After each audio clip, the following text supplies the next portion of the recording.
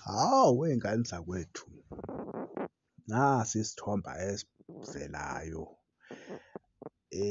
abadlali be-Kaizer Chiefs bejabulela iwini yabo against iMamelodi Sundowns izolo, ya eLoftus Stadium emva kwegemu nje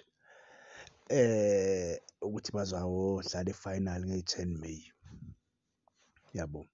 Kodwa ngokubuka kwami this game ya ukuthi i-Chiefs iyile ku-final ku-right kakhulu, kodwa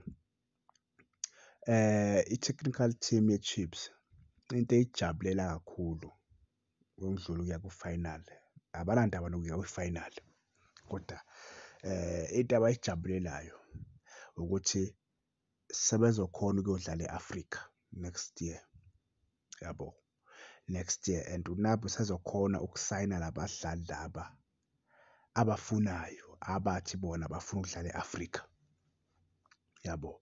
So engicabanga ukuthi 90% yabadlali ayithe uNabi uyabafuna, kodwa manje ngeke bekhona ukuza ngoba i-Chiefs ayi-participate e-Africa ayidlali.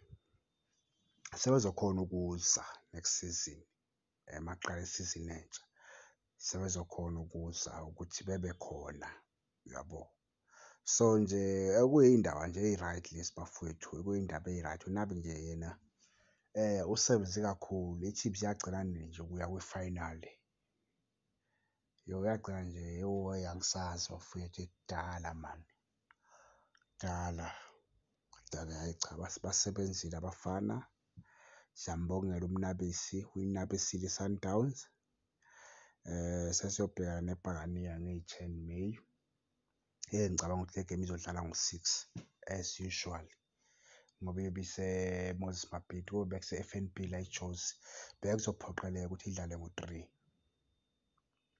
bekuzophoqeleka ukuthi idlale ngo-3 and futhi most of the time i-Nedbank Cup idlala ngo-6 i-final, yikho futhi beyise e-Moses Mabhida ngoba ngo-6 e-Moses Mabhida kuba ngcona, akufani nala eGoli, akusikho isiphithiphithi kakhulu.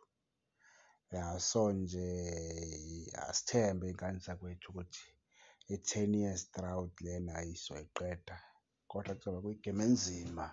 I-Pirates isefomini iy'ngane zakwethu, isefomini i-Pirates kanzima kabi, kodwa nje enginesifiso ngakho ukuthi-ke la ikhona i-Chiefs ayidlulanga kuma-team amancane, idlule nje emathimini impela amakhulu, amakhulu, o-Stellenbosch, ama-team amakhulu lawo bafowethu, o-Chippa United, ama-team amakhulu lawo bafowethu, yabo. So badlalile abafana, siyabonga iy'ngane zakwethu, sesiyobona kwi-final.